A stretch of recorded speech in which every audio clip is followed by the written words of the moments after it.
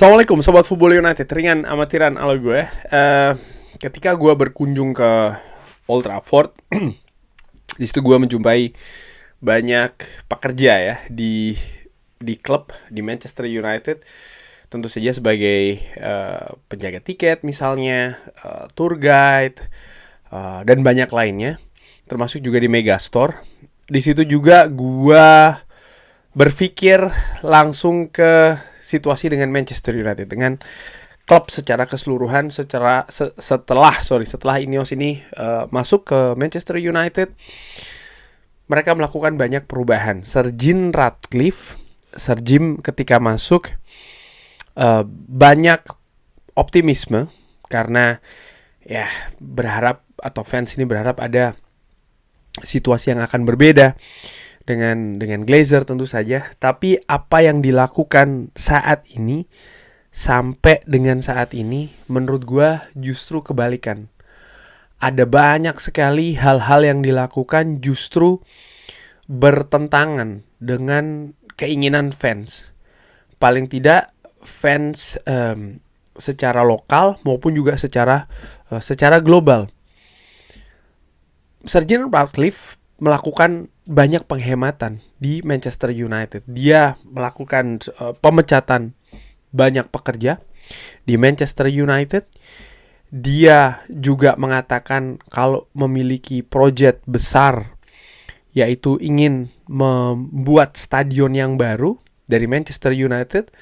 Arahnya kan ke sana. Memang ada pilihan lain ya, yaitu adalah mengembangkan Old Trafford yang saat ini sudah ada, menambah kapasitasnya, menambah fasilitasnya dan lain-lain. Tapi dari informasi yang gue dapatkan paling tidak sampai dengan saat ini, bahwa nampaknya lebih mengarah ke membuat stadion yang baru, di mana stadion itu kabarnya akan menyedot 2 miliar pound gue. 2 miliar pound, dan itu angka yang sangat sangat besar sekali ya.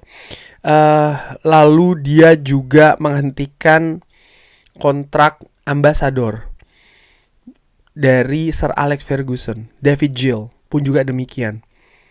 Ini merupakan kabar yang mengejutkan. Bahkan Eric Cantona pun juga sampai bereaksi karena bagaimana besarnya hal yang diberikan oleh Sir Alex Ferguson kepada Manchester United. Ketika gue melakukan tour di situ, guide-nya banyak sekali memberikan informasi, dan salah satunya adalah Sir Alex ini memberikan trofi sangat banyak banget bagi Manchester United. 30 lebih trofi diberikan di 26 setengah tahun kurang lebih ya Sir Alex Ferguson berada di Manchester United. Bahkan periode Sir Alex tersebut ya, dibandingkan dengan periode sebelum Sir Alex, dan dibandingkan jumlah trofi, sangat luar biasa sekali hanya seorang Sir Alex Ferguson. Artinya kejayaan Manchester United sebagai klub secara keseluruhan ya, sekali lagi secara keseluruhan, hampir setengahnya mungkin ini diberikan atau berada pada periode dari Sir Alex Ferguson.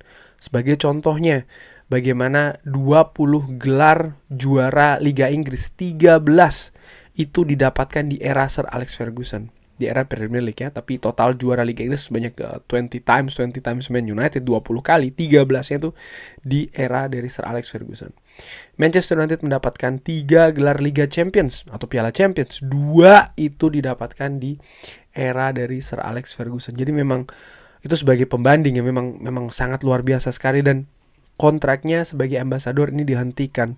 Lalu bagaimana Sir Jim Ratcliffe juga menghentikan pesta akhir tahun antara Natal dan Tahun Baru, di mana di Eropa di berbagai perusahaan ini merupakan hal yang seperti kayak tradisi ya, melakukan perayaan akhir tahun. Biasa dilakukan dengan makan bersama dengan para pegawai dan lain-lain. Ini ditiadakan dengan alasan penghematan. Lalu bagaimana uang untuk steward itu juga dipotong. Hal yang kecil jumlahnya, kabarnya ada bonus 100 pounds itu dipotong. Lalu yang terbaru yaitu bagaimana menghentikan donasi kepada mantan pemain Manchester United yang telah dilakukan sebenarnya semenjak tahun 1985. Charity ini dihentikan di periode Sir Jim Ratcliffe.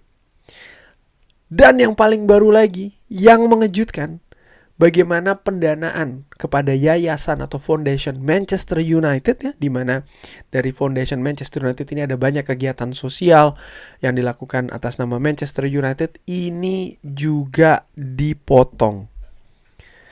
Jadi menurut gua ada banyak sekali penghematan yang dilakukan, tapi di sisi lain Sir Jim Ratcliffe Ineos yang saat ini memegang operasional Manchester United menghentikan kontrak dari Erik ten Hag setelah sebelumnya diperpanjang dengan biaya kompensasi yang lebih tinggi. Lalu juga menghentikan kontrak dari Dan Ashworth, di mana proses untuk mendatangkan Dan Ashworth ini selain tenaga, waktu, dan juga butuh biaya. Dan dengan terminate atau menghentikan kontrak dari Dan Ashworth, butuh juga membayar kompensasi di sana. Dan satu langkah juga yang menurut gue ini merupakan yang super kontroversial, yaitu adalah menaikkan harga tiket bagi fans Manchester United di Old Trafford. Ini luar biasa. Di tengah prestasi klub yang sedang terjerembab, jatuh, lalu juga situasi stadion itu sendiri, Old Trafford, yang tidak lagi menurut gua bisa memberikan pengalaman yang bagus bagi fans yang hadir di Old Trafford. Sir Jim Ratcliffe berserta dengan Ineosnya justru memutuskan untuk menaikkan harga tiket, di mana dari beberapa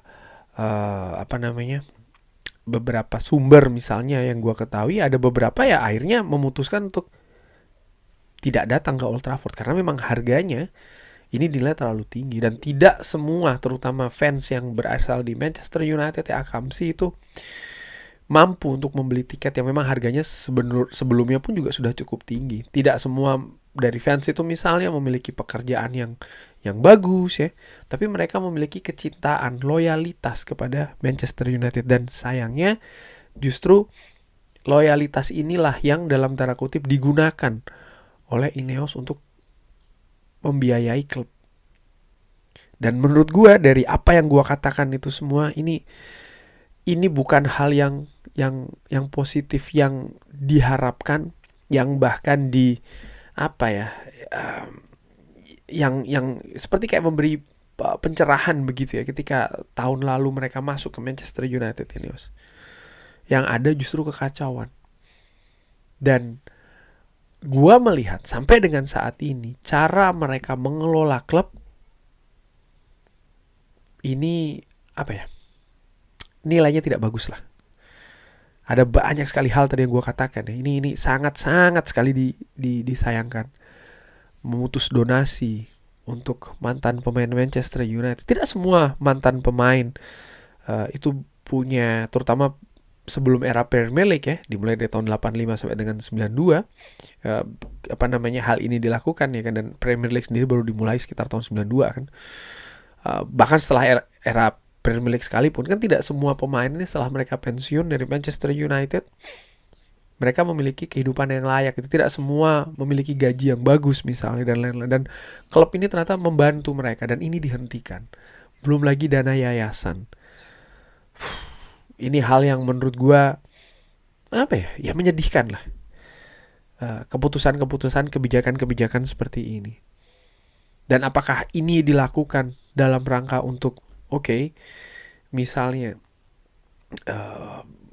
mendatangkan transfer, di transfer, bisa transfer, mendatangkan pemain yang sesuai dengan manajer atau seperti apa? Menurut gue ini jauh dari hal tersebut sih.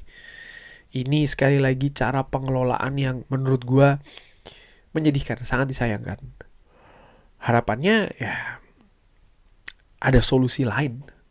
Sebenarnya seperti itu. Dan untuk itulah mereka menjadi owner ya kan, leadership, manajemen dari Manchester United. Yang jelas saat ini dari apa yang dilakukan oleh Ineos, oleh Sir Jim Ratcliffe, ada banyak pihak di Manchester United menderita. pekerja yang dipecat. Lalu keadaan dari mereka-mereka yang masih berada di Manchester United pun juga tidak jelas, karena bukan tidak mungkin pemecatan lanjutan akan dilakukan karena kebutuhan. Fans pun juga demikian, menderita dengan prestasi klub saat ini, ya, keadaan bagaimana mereka, dan kebijakan mengganti pelatih di tengah jalan, langsung mengambil manajer permanen, dengan gua nggak tahu apa harapannya, apa planningnya, dan lain-lain, membuat saat ini fans sangat menderita menurut gue dengan apa yang terjadi di atas lapangan, hasil dan lain-lain. Fans yang datang ke Old Trafford dari seluruh belahan dunia, global, ataupun juga supporter lokal, menderita dengan naiknya harga tiket. Legenda Manchester United, mantan pemain Manchester, juga menderita dengan diputusnya donasi untuk mereka. Lalu pihak-pihak yang menerima bantuan dari yayasan Manchester United pun juga menderita. Yang jelas apa yang dilakukan ini bukan seperti yang diharapkan, setidaknya dari yang gue saksikan dan gue ikutin nih.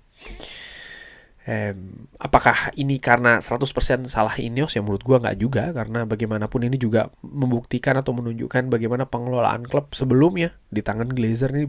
Banyak juga kan yang berpendapat bahwa ya lihat itu Glazer memberikan ini dan itu, ini yang diberikan oleh Glazer pada akhirnya.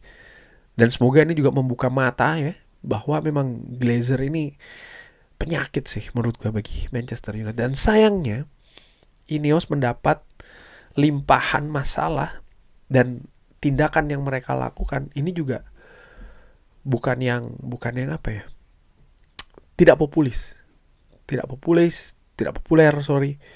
dan seperti gue katakan, membuat banyak pihak pun juga menderita dengan keputusan-keputusan yang dilakukan. Dan untuk mengakhiri video ini, lalu banyak juga yang mengatakan, ya salahnya sendiri, kemarin Qatar mau datang nggak? Salahnya siapa?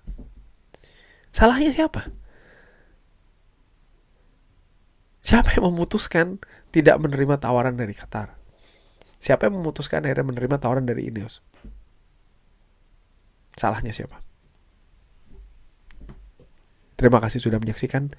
Jangan lupa like, sholat, dan juga subscribe. Wassalamualaikum warahmatullahi wabarakatuh. Thank you.